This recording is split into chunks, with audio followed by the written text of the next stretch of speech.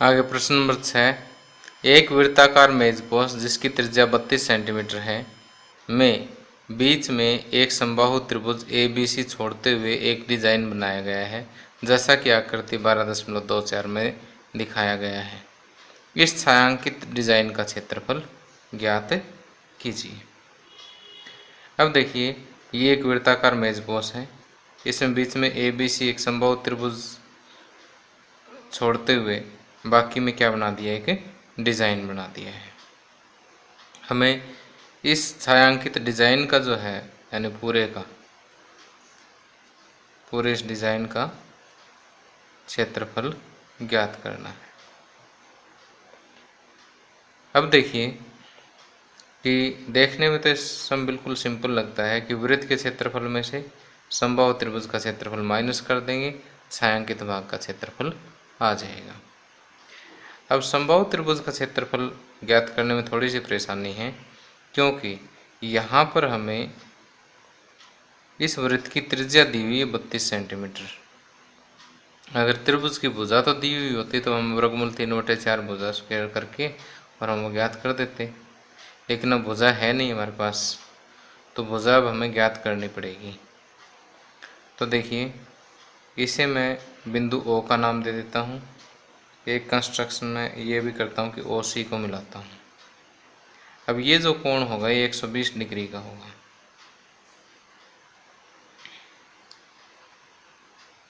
क्यों होगा? क्योंकि ये देखिए एक चाप है, इस चाप द्वारा केंद्र पर अंतरित कोण वृत्त के अन्य भाग पर कहीं भी बनाए गए कोण से क्या होता है, डबल होता है। तो ये कोण कितने डिग्री का है? 60 डिग्री का। 60 का क्यों है? क्योंकि ये समबाहु त्रिभुज है और इसलिए केंद्र पर अंतरित कोण जो है वो कितना होगा, 120 डिग्री होगा। अब मैं आपको समझाने के लिए एक और कलर का यूज़ करता हूँ। आपने सेम एक ही कलर से, नीले या ब्लैक से ही करना है। मैं यहाँ पर एक कंस्ट्रक्शन और करता हूँ कि O और इसे मैं नाम N नाम दे देता हूँ। अब ये कोण कितने डिग्री का होगा? 60 डिग्री का होगा। तो एक बार हम क्वेश्चन समझ लेते हैं, उसके बाद हम लिखना सीखेंगे।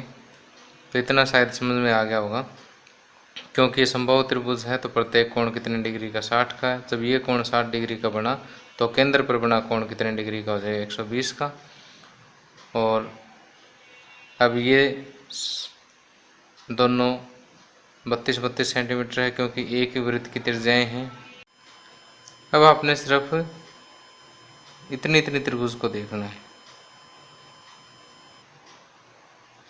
OBN को। अब देखिए, इस त्रिभुज OBN में ON, अब देखिए ये अगर हम एंगल लेते हैं तो ON आधार होगा, BN लंब होगा और OB क्या होगा? कर्ण हो जाएगा। तो यहाँ से देखिए BN बाई OB, BN लंब बटे कर्ण क्या होगा? Sine theta. थीटा यहाँ पर कितना है? 60 डिग्री। तो BN हो जाएगा OB sine 60 degree. OB 32 centimetre के बराबर है और साइन 60 डिग्री की वैल्यू होगी वर्गमूल 3/2, 16 दूनी 32। तो BN हो जाएगा 16 वर्गमूल 3। अब BC देखिए, BC हो जाएगा 2 गुणा BN, 2 गुणा 16√3, तो 16 दूनी 32√3 सेंटीमीटर जो है वो किसके बराबर होगा? BC के बराबर होगा। अब देखिए, BC हमने ज्ञात कर ली, अर्थात इस समबाहु त्रिभुज की एक भुजा हमने ज्ञात कर ली। समबाहु त्रिभुज की भुजा आने के बाद अब कोई समस्या नहीं है। अब हमें समबाहु त्रिभुज के क्षेत्रफल का सूत्र आता है वर्गमूल 3/4 गुणा भुजा का स्क्वायर। अब समबाहु त्रिभुज का क्षेत्रफल हम ज्ञात कर सकते हैं क्योंकि भुजा हमारे पास आ गई है और वृत्त की त्रिज्या भी है, तो वृत्त का क्षेत्रफल हम ज्ञात कर लेंगे। वृत्त के क्षेत्रफल में से हम समबाहु त्रिभुज के क्षेत्रफल को माइनस कर देंगे, डिजाइन का क्षेत्रफल आ जाएगा हमारे पास। तो आइए इसको लिखते हैं हम कि यहाँ पर माना ओ वृत्ताकार मेजपोश का केंद्र है। OB तथा OC को मिलाया। यही काम किया था आपने, यही लिख दिया। अब कोण A बराबर 60 डिग्री। दिस इम्प्लाइज दैट कोण BOC बराबर 120 डिग्री होगा। क्योंकि, कारण दे दीजिए, क्योंकि चाप BC द्वारा केंद्र पर बनाया गया कोण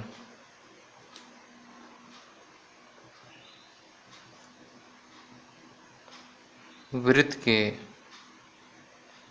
अन्य भाग पर बनाए गए कोण का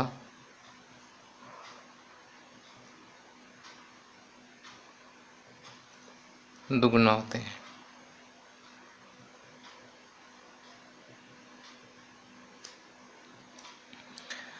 अब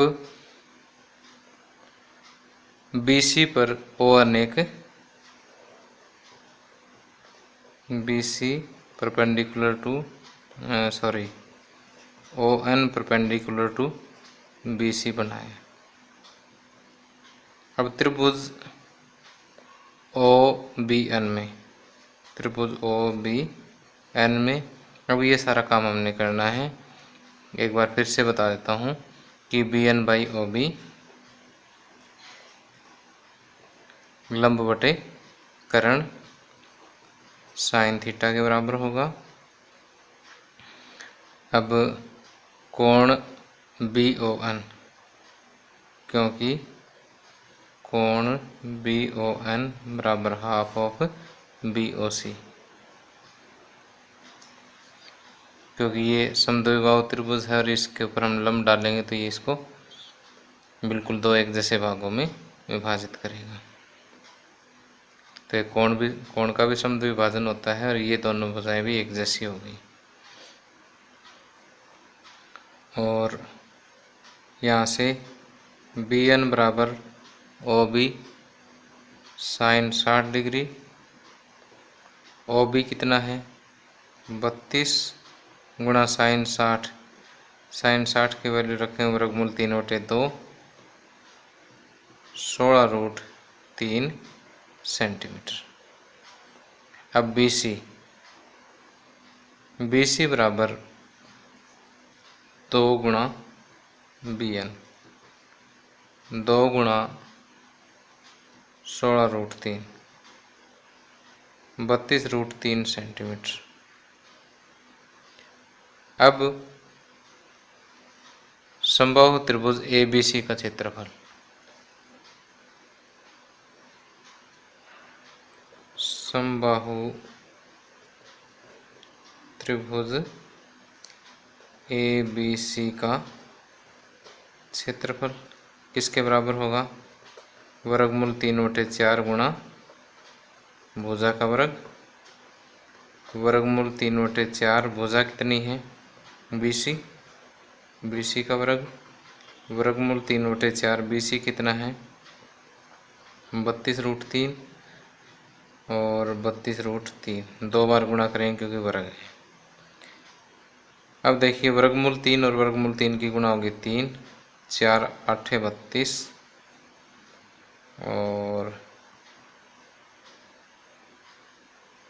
इस वर्गमूल 3 और इस वर्गमूल 3 की गुणा तो 3 होगी, ये 8 हो गया। अब बच गया 32 वर्गमूल 3। तो जब हम इन्हें गुणा करेंगे तो ये आएगा 768 वर्गमूल 3। कितना आएगा? 768 वर्गमूल 3। अब छायांकित भाग का क्षेत्रफल,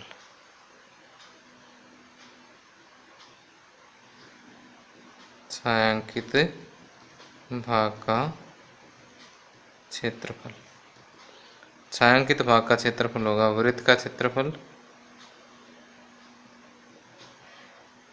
माइनस त्रिभुज ABC का क्षेत्रफल।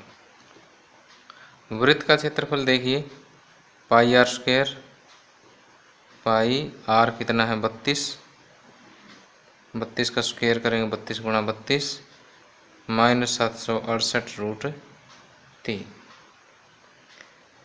तो जब 32 और 22 की गुणा करेंगे तो यह आएगा 22,528 बटे में 7 है इसके माइनस 768√3। इतना वर्ग सेंटीमीटर जो है आंसर आ जाएगा इसका।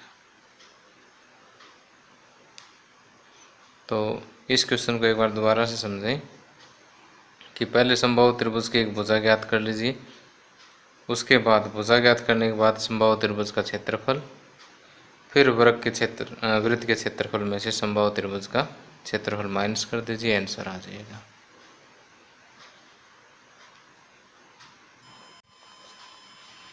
आगे प्रश्न नंबर 7, आकृति 12.25 में ABCD भुजा 14 सेंटीमीटर वाला एक वर्ग है। ये ABCD एक 14 सेंटीमीटर भुजा वाला एक वर्ग है।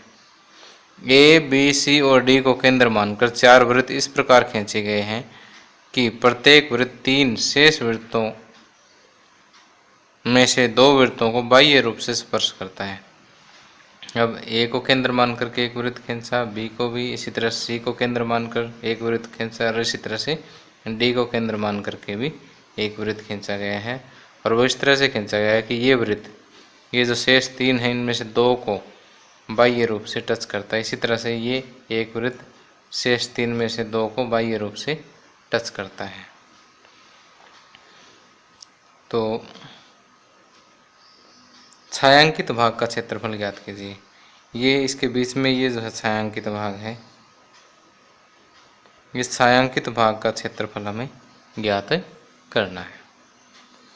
अब देखिए अगर इस चित्र को ध्यान से देखें तो यहाँ पर 4 वृत्त के चतुर्थांश है, 1, 2, 3 और 4। तो इस वृत्त के क्षेत्रफल में से इन 4 चतुर्थांशों का क्षेत्रफल माइनस कर दें तो छायांकित भाग का क्षेत्रफल आ जाएगा। तो यहाँ पर हम लिखेंगे कि वर्ग की भुजा बराबर 14 सेंटीमीटर, प्रत्येक चतुर्थांश की त्रिज्या, प्रत्येक चतुर्थांश की त्रिज्या को आर से डिनोट कर देते हैं। ये वर्ग की भुजा का आधा होगा, यानी 14 सेंटीमीटर बटे 2, ये आ जाएगा 7 सेंटीमीटर। प्रत्येक चतुर्थांश की त्रिज्या कितनी आ जाएगी? 7 सेंटीमीटर आ जाएगी। अब प्रत्येक चतुर्थांश का क्षेत्रफल, प्रत्येक चतुर्थांश का क्षेत्रफल, देखिए पूरे वृत्त का क्षेत्रफल होता है पाई आर स्क्वायर और वृत्त के चतुर्थांश का 1/4 पाई आर स्क्वायर हो जाएगा।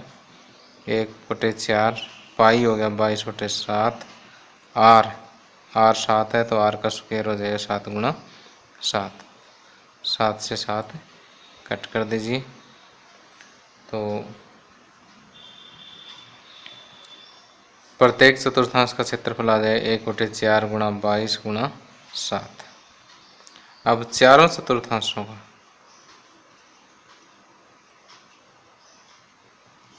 का क्षेत्रफल बराबर 4 गुणा 1/4 का हो जाएगा। 4 से 4 कट हो गया। 7 दूनी 14, 7 दूनी 14 और 1 15, 154 वर्ग सेंटीमीटर जो है वो 4/4 का क्षेत्रफल आ गया। अब वर्ग का क्षेत्रफल, वर्ग ABCD का क्षेत्रफल बराबर भुजा गुणा भुजा, यानी 14 गुणा 14 196 वर्ग सेंटीमीटर। और अब छायांकित भाग का क्षेत्रफल,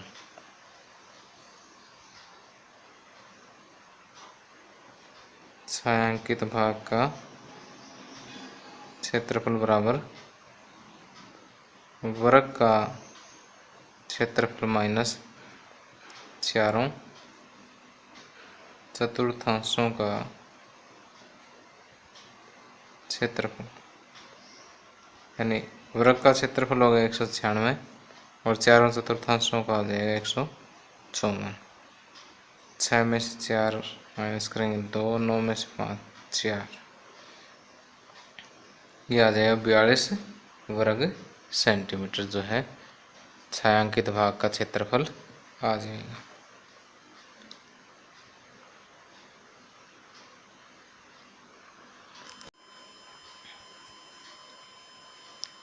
अब आगे प्रश्न नंबर 8। आकृति 12.6 एक दौड़ने का पथ यानी रेसिंग ट्रैक दर्शाती है, जिसके बाएं और दाएं सिरे अर्धवृत्ताकार हैं। देखिए एक रेसिंग ट्रैक है, इसका जो लेफ्ट सिरा है और राइट सिरा जो है ये अर्धवृत्ताकार है। दोनों आंतरिक समांतर रेखाओं के बीच की दूरी 60 मीटर है।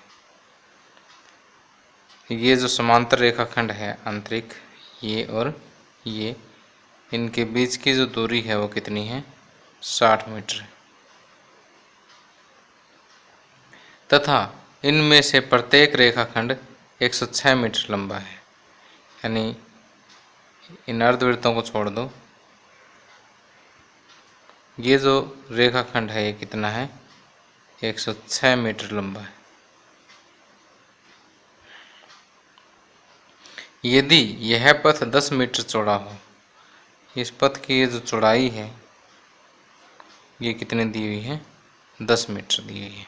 तो हमें ज्ञात करना है पथ के आंतरिक किनारों के अनुदिश एक पूरा चक्कर लगाने में चली गई दूरी।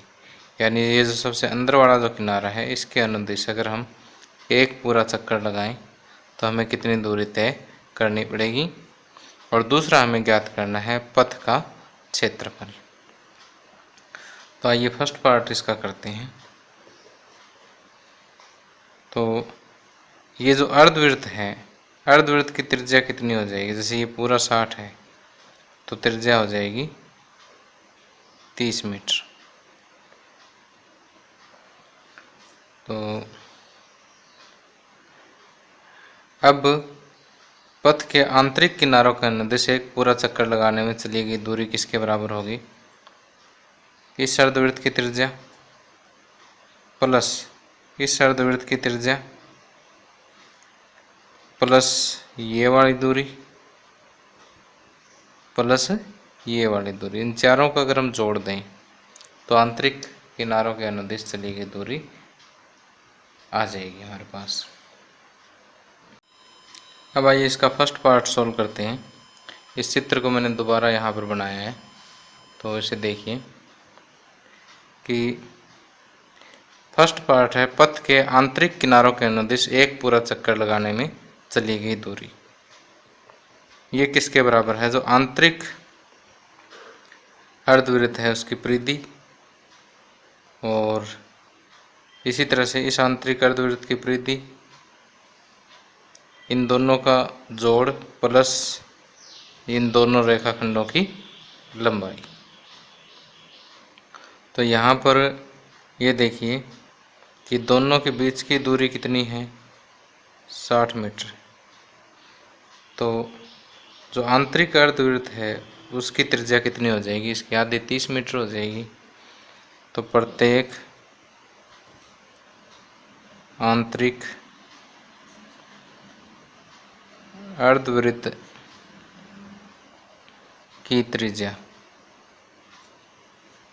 इसको मैं r से डिनोट कर देता हूँ, बराबर व्यास बटे 2, अर्थात 60 बटे 2 30 मीटर।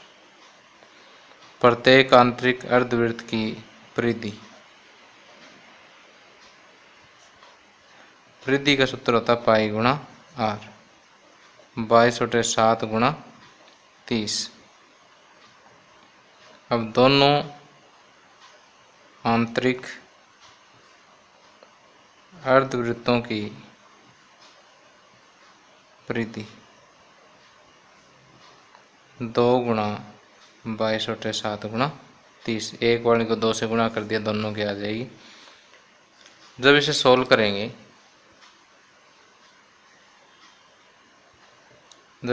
करेंगे, तो ये आएगा 1320 बटे 7 मीटर। अब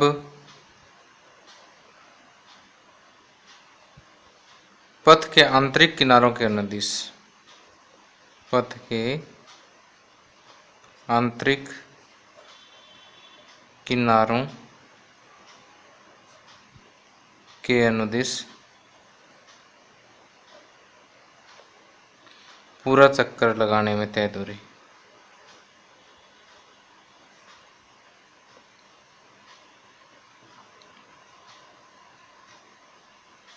पूरा चक्कर लगाने में तय दूरी किसके बराबर होगी?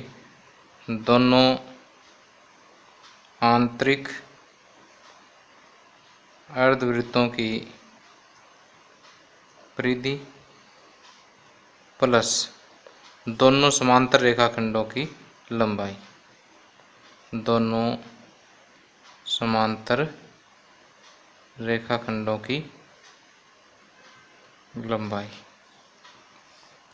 दोनों आंतरिक अर्धवृत्तों की परिधि तो होगी 1320 बटे 7, और आंतरिक रेखाखंडों की लंबाई देखिए, एक की लंबाई दे रखी है 106 मीटर, तो 2 की हो जाए 2 गुणा 106, 106 दूनी 212, और ये जब हम ऐड करेंगे तो ये आएगा 2804 बटे 7 मीटर। अब इसका सेकंड पार्ट ज्ञात करते हैं। सेकंड पार्ट है पथ का। अब आइए सेकंड पार्ट सॉल्व करते हैं कि इस पथ का क्षेत्रफल ज्ञात करने के लिए मैंने 1 2 3 4 5 6 7 8 इन बिंदुओं को क्रम से A B C D E F और G H का नाम दे दिया है। अब ये पूरा पथ जो है वो 4 क्षेत्रों में बंट गया है। इनमें से 2 जो है वो अर्धवृत्ताकार छायांकित भाग है और 2 जो है वो आयताकार छायांकित भाग है। अब हम इनका अलग अलग क्षेत्रफल कैलकुलेट करेंगे, फिर सभी को प्लस कर देंगे, इससे पूरे पथ का क्षेत्रफल आ जाएगा। तो हम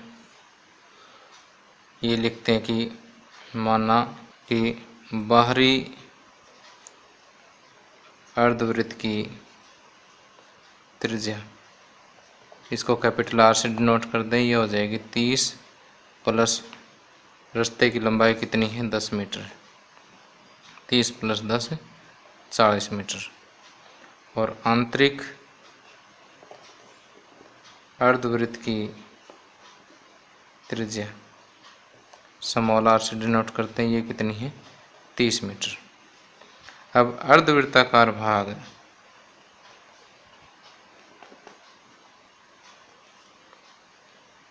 ABCD का क्षेत्रफल बराबर बाहरी अर्धवृत्त का क्षेत्रफल माइनस आंतरिक अर्धवृत्त का क्षेत्रफल। बाहरी का हो जाएगा 1/2 पाई r स्क्वायर, और आंतरिक का हो जाएगा 1/2 पाई स्मॉल r का स्क्वायर। अब 1/2 पाई कॉमन लेंगे capital R square minus small R square. तो ये हो जाए 1/2 22/7, कैपिटल आर हो जाएगा 40 का स्क्वायर हो जाएगा, फिर स्मॉल आर 30 है तो 30 का स्क्वायर हो जाएगा, और 1/2 गुणा 22/7 गुणा 1600 माइनस 900 700 हो जाएगा। कट करेंगे तो 11 दूनी 22, 100 7 700, यानी 11 गुणा 100 यह आ जाएगा 1100 वर्ग मीटर। इसी तरह से अब दोनों अर्धवृत्ताकार भागों का, ये तो एक अर्धवृत्ताकार भाग ABCD का क्षेत्रफल लाए हैं, अब दोनों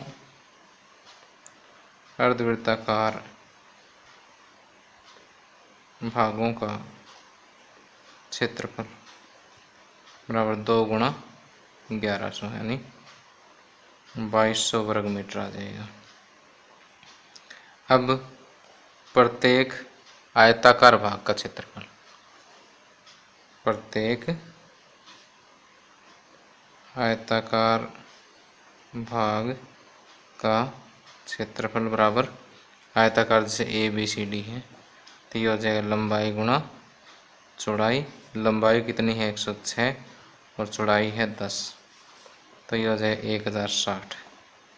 अब दोनों आयताकार भाग का क्षेत्रफल 2 गुणा 1060, तो ये 2120 आ जाएगा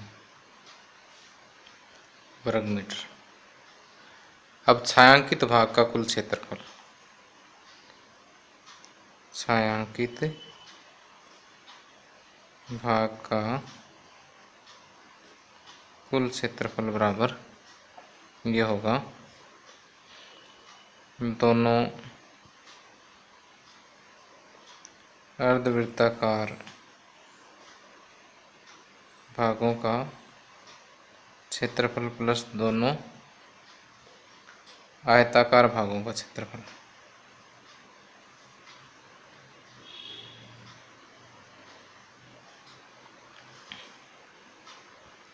अब दोनों अर्धवृत्ताकार भागों का क्षेत्रफल हो गया